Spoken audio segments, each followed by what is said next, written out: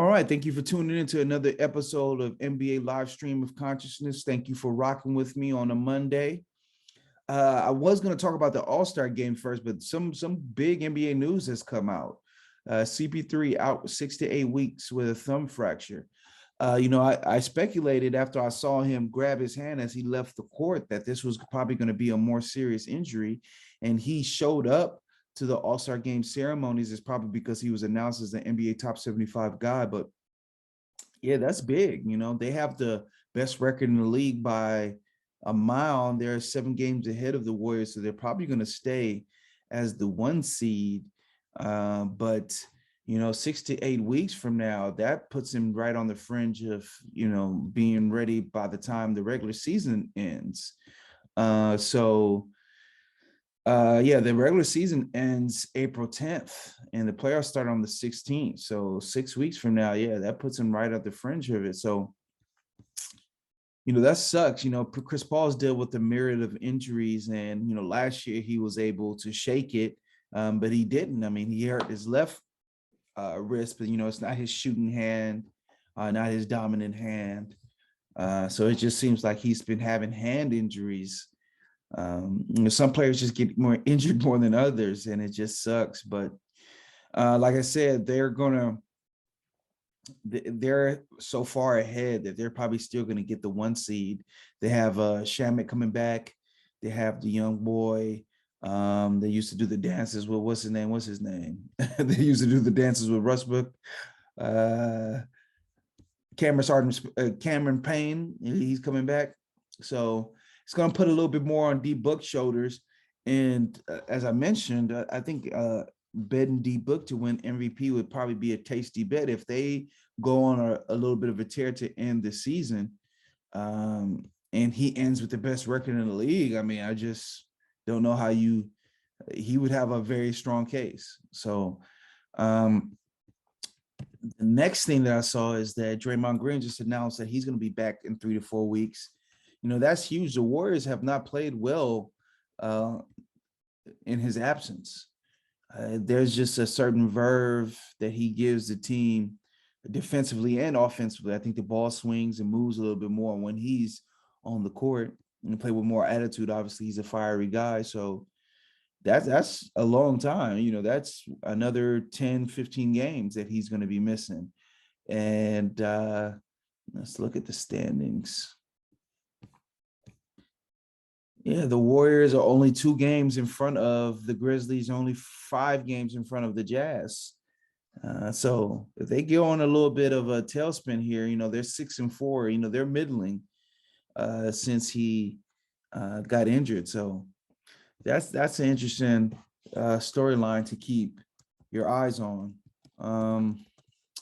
NBA All-Star game, I don't know if there's really much to talk about as far as the game.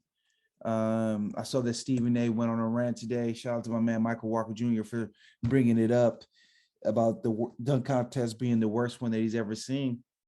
I don't know what you want people to do. I mean, you have it in Cleveland. What's going to incite players to come out there? It's 1:55 Pacific time, 4:55 East Coast time. What percentage of players do you think are still in Cleveland right now? Besides LeBron, I think he might be the only player that went there for the festivities that's still there. Everybody was out on the exits. That year that you had the legendary dunk contest, 2016, it was in Toronto. Everybody wanted to be in Toronto. Legendary Pottery City. New York, LA, Las Vegas, Miami, if you want another southern city. That's where it should be. That's where everybody wants to be. That's where you're going to get fans from across the country to travel in the middle of spring while there's, snowstorms in the Midwest and the East Coast. It just doesn't really make sense to me to put it out in Cleveland, then in Utah and Indianapolis. The NBA is trying to kill the All-Star game. You want players to care.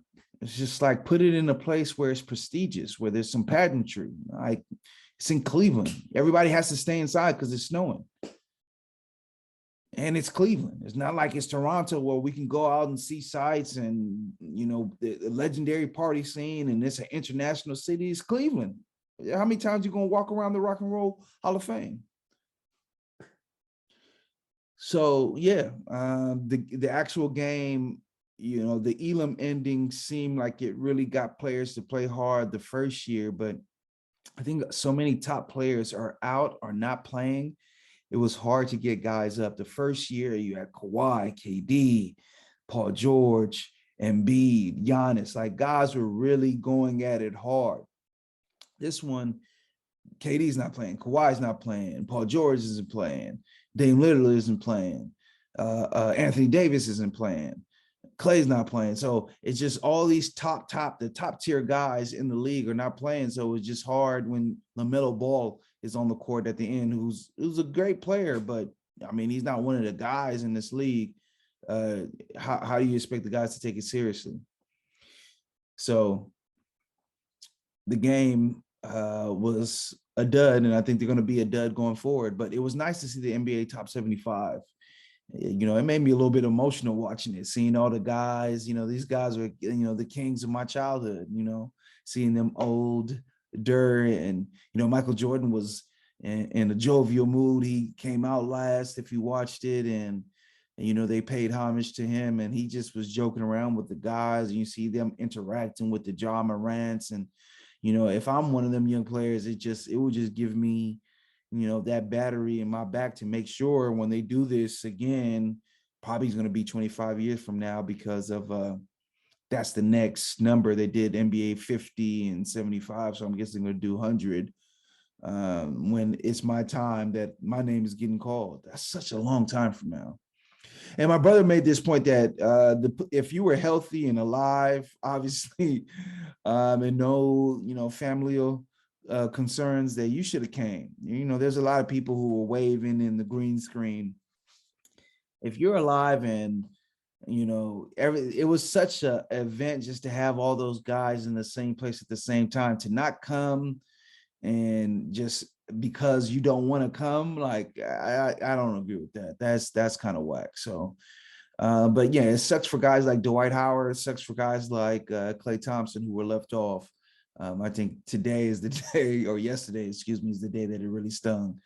But that was dope. That was dope seeing everybody. So yeah, NBA is not going to be back till Thursday. So there's a lot of stuff to talk about. I'm trying to get these videos up, man. It's working this Final Cut Pro to make the videos the way that I want to make them isn't, I'm still a novice, so I'm still learning, but thanks for rocking with me. I appreciate it. Appreciate all the comments, all the love, all the support. Those videos actually, those videos do the best as far as views. So I want to definitely get those out to grow the channel, but I thank you for tuning in regardless. All right, the game is a game. Go.